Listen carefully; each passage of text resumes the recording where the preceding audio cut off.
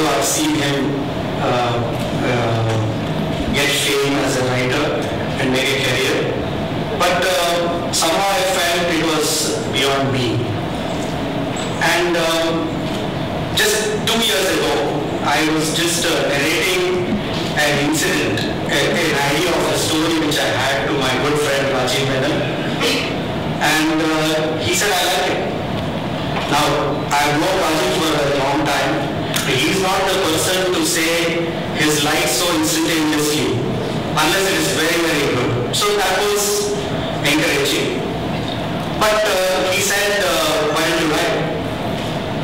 Well, at that point, I dismissed the idea as frivolous and I forgot about it. A month later, I came across a course in UK. It was called Creative Writing of Crime Fiction. And it was a residential course for a week. So I took the bait. And when I arrived in Lambang, in the British Midlands, I discovered that this course is for writing a crime fiction novel. But I thought, okay, fine, fair enough. So let me see how it goes. This is something new, right? Like the writers' residency program, where a whole bunch of writers from across the world that's right. come together. For a week, we all stayed together with 14 writers from all over the world. It was interesting to see, to listen to their stories, which reflected their culture, their background, back home in their country. So for 1 week, we all dissected each other's story, and then at the end of it, when I came back, I thought that I was reasonably equipped to write a novel. But still there was little doubts, I didn't know. So I approached my father again and I asked him, Dad, do you think I'm ready to write a novel? And he clinched the issue with one sentence. He said, shut up and start writing. Wow, that is the last word. That's it, right? Are you that kind of a narrator to you? No, I think he said that I would have been a son. But yes, that I really followed. He is my inspiration. Wow, that's beautiful. Thank you so much, sir, for joining us today as well. But why Chennai? Most crime novels are set in a lot of cities across the world. This is something new. The flavor is fresh. For a real crime novel to be set in the city, was that an opportunity for you? I had to set the novel somewhere, and I have lived for the best part of my life here, and I'm rooted to this culture, its people, its everything which is the local thing, and I thought it had its advantages of setting the novel here. And later on, someone tells me that this is one of its first English crime novel set in Chennai. I'm very happy about that, yes. Wow, that's beautiful. But taking you back once again, the inspiration was your dad, of course Mr. Rajiv Menon as well, but influences, have you read a lot of crime novels? I love them. So is that something that really appeals to you? Yes, I did read a lot of, I'm not a voracious reader, but I read a lot. And I read various writers, in fact crime novels less, because I'm very fond of biographies. But if you ask me to tell you about the stimulus for writing this, there is one great Norwegian writer called Henrik Ibsen. He's often referred to as the father of realism. There's a beautiful quotation which he says, I quote, everything that I have written is most minutely connected with what I have lived through, if not personally experienced. For every man shares the responsibility and guilt of the society to which he belongs. To live is to walk with the trawls of heart and soul. To write is to sit in judgment on oneself. Unquote. So this is the quotation of Henrik Ibsen which I like. And I was fascinated by the depth and his level of commitment to his art. I try to model my story on in the school of Henry Gibson. Which is basically looking inside. To make it look realistic, I'm not a big fan of fantasy. Okay. I like so no vampires, no superheroes, none of that sort. Is it real men, little loose? True, stranger than fiction, yes, isn't it? I think so, yes. I try to make it as realistic as possible. I don't know how much I succeeded, but that's what it is. I'm sure you did. I'm well into the book and I completely agree with that. Tell us about the process of writing a long format novel. When it comes to a poem or a short story, the different ways that people write. I go on, every time I start writing my book, something else happens. I don't end up finishing it. What about you? What's your process? How long did it take to write this novel? Well, one thing was clear, that writing a novel is going to be a long, drawn battle.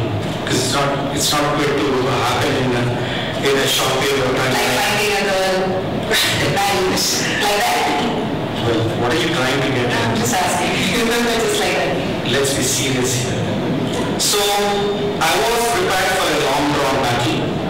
The fundamental lesson which our guides in UK taught us is, you must, no matter what, you must get to the finish line. And unless you get to the finish line, you will not know whether you've written a good novel or a bad novel. So, that was the goal, to reach the finish line. How long did it take you the first time? Well, the first draft took me nearly a year. And I reached the finish line 4 times. So whatever you have in your hand, it is the 4th draft of the novel. So I did reach the finish line, and the person who is most surprised that I did finish the novel is myself. Just yourself. I can't still believe that I have written a novel. Yeah. Wow, beautiful. Also, this is star-studded mind. Usually for an author, the literary, when it's concerned, doesn't mix with the literary. It usually does not happen. Definitely in the Indian subcontinent, it's very, very difficult to get that kind of exposure. But tonight we see stars. We see one of the biggest stars that Tamil Nadu, India, and the world has. So, please tell us how did that kind of a merger happen? Yes, I'll tell you. Our chief guest today, Padma Bhushan Dr. Kamal Haasan, is one of the most comprehensive and complete film personalities the world of cinema has seen. Now, to have such an international icon appear for a book launch of a rookie writer like me has to be rare. But everybody knows he's a voracious reader, he's a writer himself, and an accomplished one. But today he's here not as because of that. I'll try and explain to you what it is. There is a special corner in his heart for my family. Why do I say that? At least on 3 occasions in the last 17 years of Vellapudi Srinivas National Award ceremony, he has honored us as being the chief guest. For 2 years, he has been the chairman of our jury. That's not all. 4 years ago, we wanted to surprise my father on his 72nd birthday. He was at Vizag.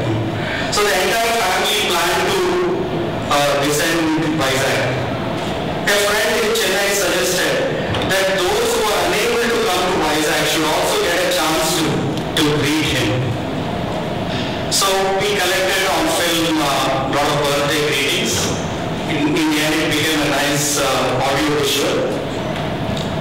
So I casually texted our chief guest, explaining the occasion and stated that it would take no more than 10 minutes of his time.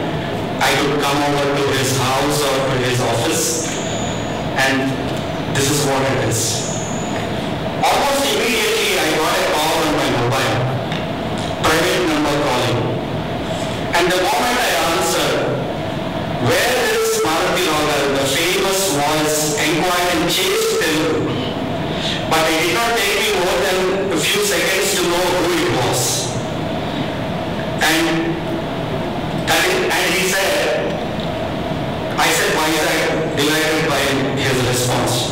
He said, in that case, I would like to come to your house, sit in Martha chair in your immediate bedroom and give my message. And that is exactly what he did. It will suffice to say his message moved my dad to tears. When the high and mighty display humility, it usually leaves an indelible mark on the others' lives. Ladies and gentlemen, please welcome Padma Bhushan.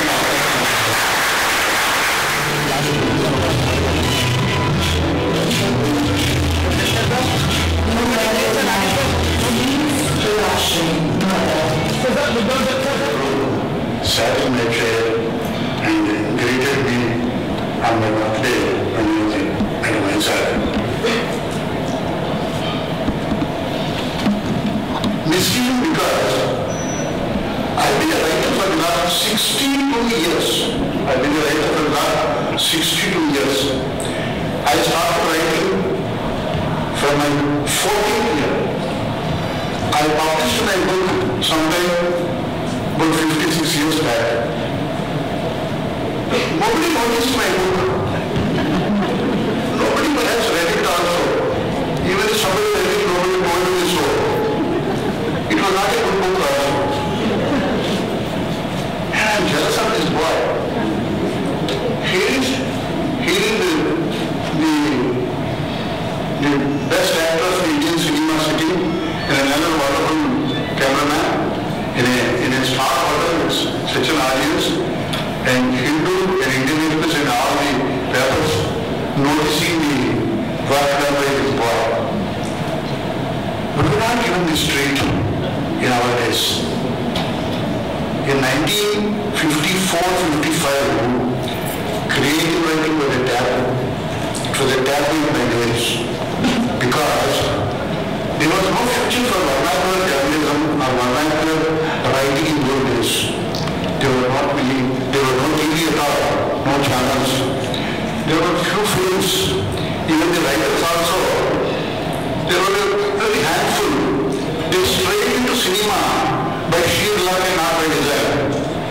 So you can understand if my father and mother almost given it up when they found that I was mad and writing. They would try to create work, not knowing how to went up. They almost written me off. My father refused to even speak to me when I started writing. He is his father standing here in Westminster. And then I joined Andhra University. I was running the library, reading books and writing. And I ultimately became the best student and best writer of Andhra University. But during that time, one of my bad players was accused as the best player, as the best script for the inter-university youth festival. That was the first official sanction for whatever I started doing. I had to fight all through my career to prove that creative writing can be a vocation.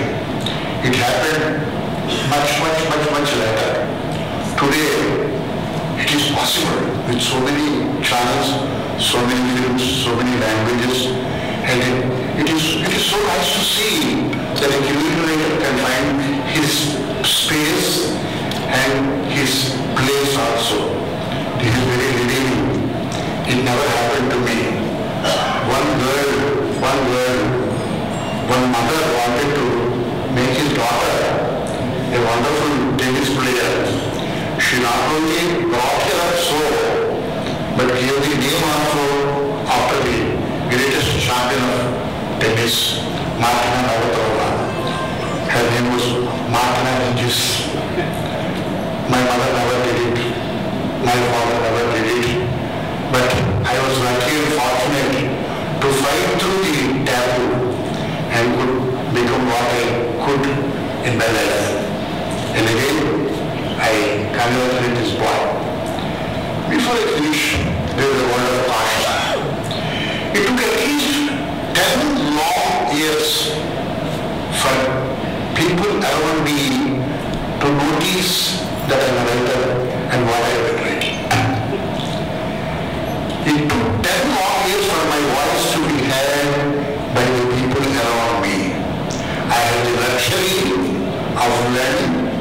unlearning, correcting, revising, improving, understanding, and by the time the people around me are ready, I was ready to deliver. Now, what has been my advantage is a disadvantage for this generation and for these boys. Spoken printed word is power. Printed book can be a weapon if it is rightly tuned and rightly written. Now, the biggest challenge for today's writer and most of the people at Subbarao is whatever he writes, it can appear as a book, and every printed media can notice it. That is the disadvantage. So you have to find those ways to correct yourself, to revise yourself, to make yourself ready when you are not given the space to do this homework. This is very, very important. It is very creative work. It is a responsible work. It's a responsive work. And it is slowly losing its dignity and its place. I tell you again, printed word can be a weapon. You are not given the luxury of that period. Do a lot of homework, be responsible, and writing has its own dignity. Enjoy it. God bless you. Subbarao and I were friends in school. We played cricket together, and we were the opening batsmen. Not because we were good, but because we didn't mind losing the wicket. We just went there and we would sing a song, and in the days long before ODI cricket came in, we would step down and whack a few balls, get bored, but just sang the songs and came back. Being wanting to be Zahir Abbas, Subbarao would wear the same hat, tie his knot, and then pretend to be Zahir Abbas, and he would keep walking on the corridors of the school, trying to play like Zahir Abbas. But then when he came to our school, which is IIT Central School, which was filled with mudpots, everybody in the mudpot, and everybody wants to get into IIT. So the academic bug got into him. So after the 11th standard, Subbarao started having aims of becoming a doctor. So Subbarao's various aims have changed, over the years, and we have listened to those various aims. But as life would have it, he has always been a person who has, done everything no holds barred. It's always one dramatic statement after the other. So in this mudpot school, where people worried about Newton's theorem and calculus and who would mug up the log table, in this environment, you can say N.T. Ramarao is great, and everybody's maybe only seen N.T. Ramarao and Chitrahar. So he would tell stories of what happens in shootings, how his father wrote scripts, how dialogues would get. So it was a window into cinema, that Subbarao bought. And later in life, Subbarao's life went through, if you think this is a roller coaster, his life is a bigger roller coaster, and nobody has had a bigger roller coaster than Subbarao. But what's amazing through this entire thing, his unwavering faith in himself, despite people having any questions about it, he will fight and win.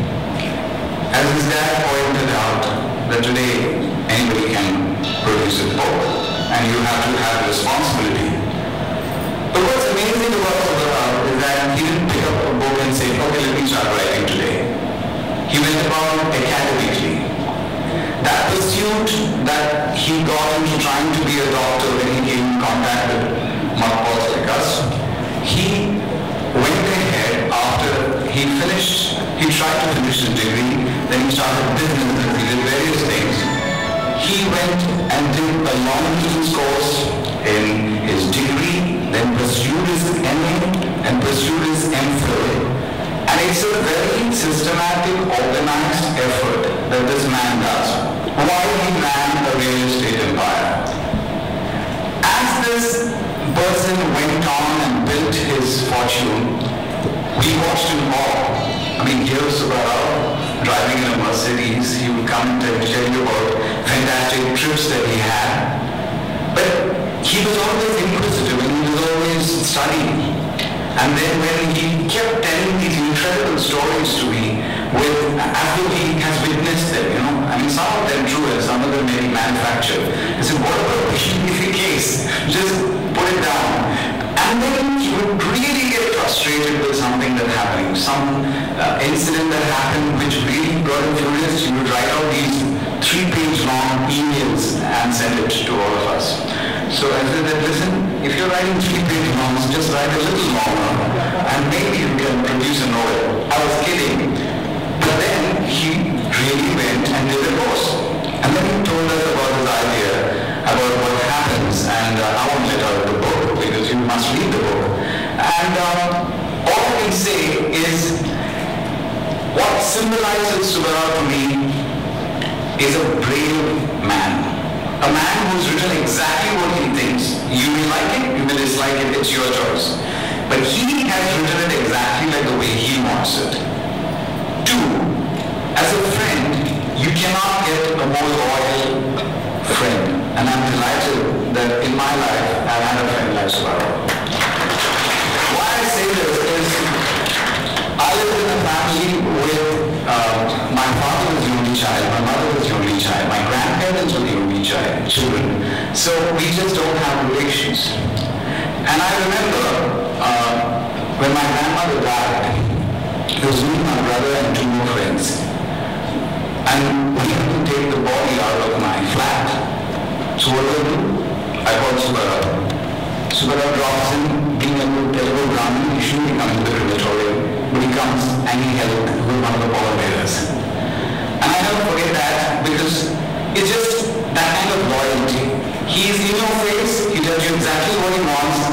And I think if you want to write crime fiction, you must be having the balls to actually write whatever you feel like.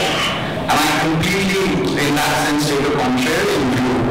The writing has to be aggressive and it must completely state and passionate. Whether you win or lose, time will tell. It's difficult to predict the outcome of a book today when the entire culture is based on whether it's a so-and-so bestseller or not. Time will tell whether the book is good or bad. But what is important is to write it from your gut. And I can say that my brave friend did so. And I'm proud of you, Subbarao. I'm proud of all of the friends who have gathered here. And I'm very thankful that such a wonderful friend of the family has come to grace the occasion. And I thank you all. Thank you.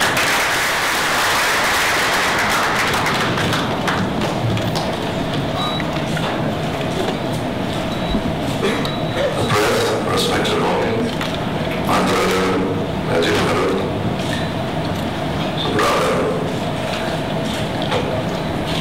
like the father, the brother also feels envy.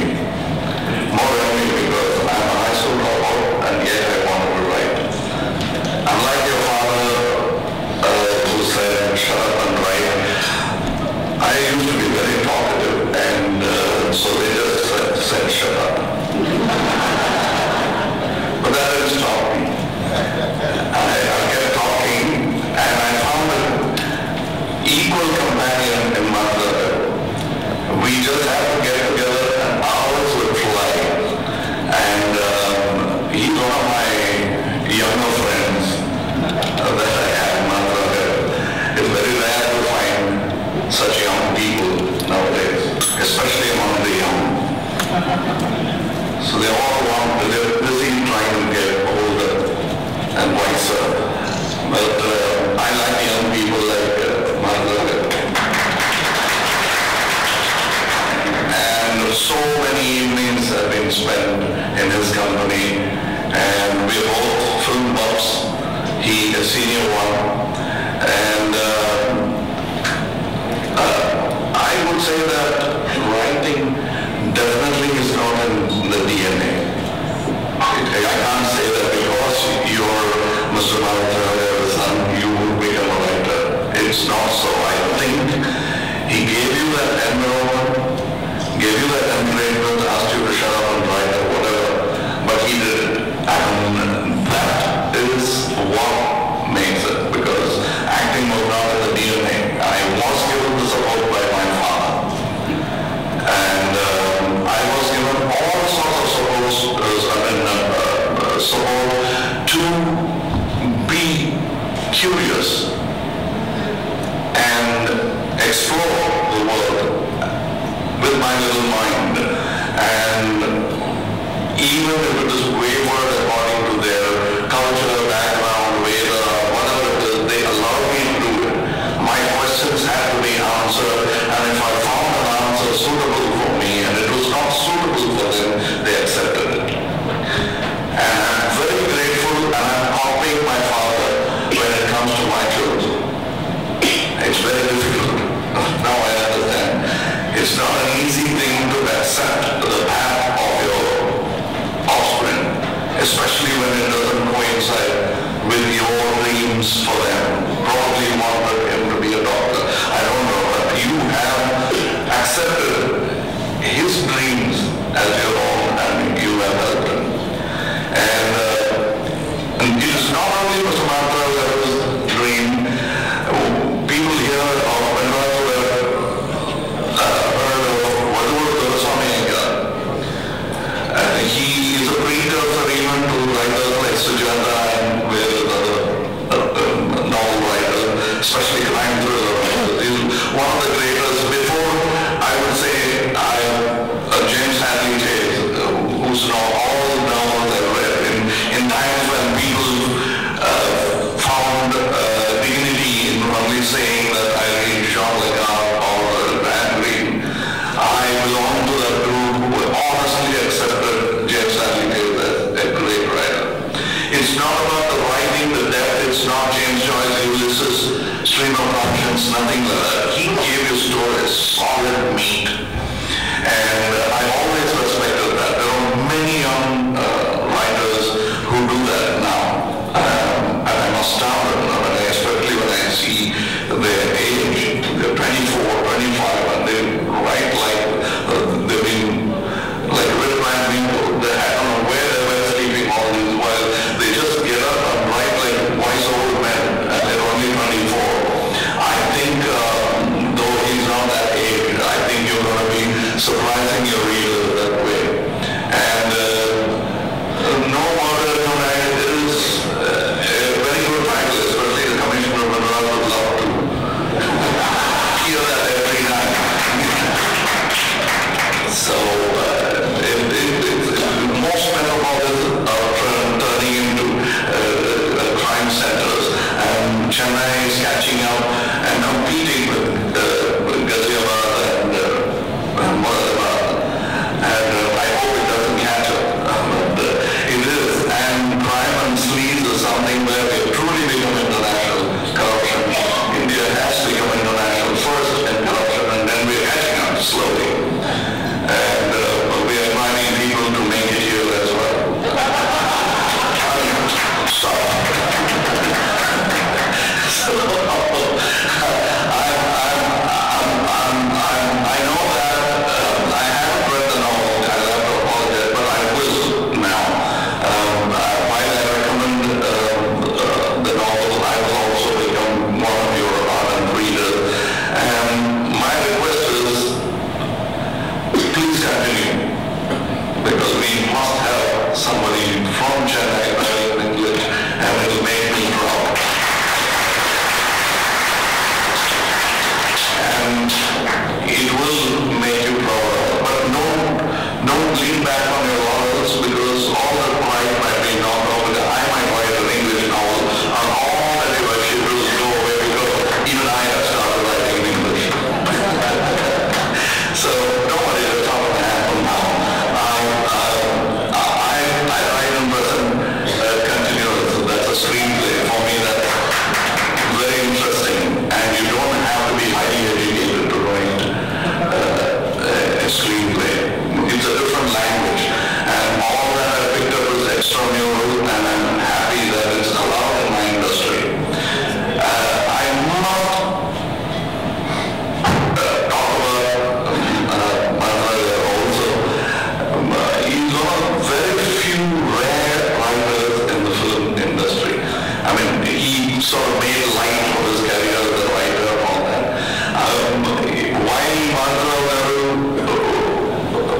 parents to envy his son. We truly envy you for what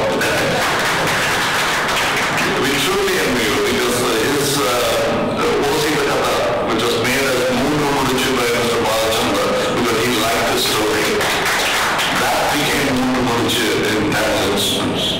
Phenomenal, it's way ahead of its time, and even today people think twice about writing a story like that. And I had the opportunity of not only watching it in Telugu, but I acted in the Malayalam version in the bad boys role, and then changed over to the good boys role in the Tamil. So I've been connected to that film ever since. I've been admiring this writer, and we've been working together in films, and whenever it is possible, I'll call him to come and decorate my film with his presence. Yeah. So, Heyram was one of my favorite films. Even while making it, I thought it's an important film for me. It changed my life, and I don't know whether it changed the audience point of view about me, but it changed my life. And I wanted him to be part of the movie, and he did come. It's not about the role, it's being part of an endeavor which we think is important for the person we love. And that's the reason why I'm here today, because I know that you think it is important for you, and what is important for you is important for the family, and that's why I'm here, being part of your family. And now, with apologies for not coming prepared, the reason why I dropped out of school was that I was never good at homework. I always did it later. Tamil இந்த நாவலை பற்றி சில வார்த்தைகள் சொல்ல வேண்டும் என்று கேட்டுக்கொண்டதுனால் தமிழில் பேசியிருந்தேன். நோட் ஐ forgot, மன்னிக்க வேண்டுகிறேன். இந்த சென்னையில் ஒரு நாவல், துப்புரை நாவல் என்று சொல்வதை விட குற்றத்தை பற்றிய நாவல் என்று சொல்லலாம். அப்படிப்பட்ட நாவல்கள் தமிழுக்கு புதியதில்லை என்றாலும் சென்னை மையமாக எழுதப்பட்ட உலக தரத்தில் உள்ள நாவல்கள் என்பது குறைந்து கொண்டு வரும் இந்த நேரத்தில் ஆங்கிலத்தில் அதுவும் சென்னை வாழ் ஒரு நண்பர் அதை எழுதியிருக்கிறார் என்பது பெருமைக்குரிய விஷயம். வடுவூர் துரசாமி எங்கள் காலத்தில் இருந்து இந்த முயற்சி அவரும் ஆங்கிலத்தில் எழுத வேண்டும் என்ற முயற்சிகளை எல்லாம் மேற்கொண்டார். அது நடக்கவில்லை. அவரின் கனவையும் சேர்த்து நீங்கள் நிறைவேற்றியிருப்பதாக தான் நான் நினைக்கிறேன். சுஜாதா அவர்களுக்கெல்லாம் முன்னோடி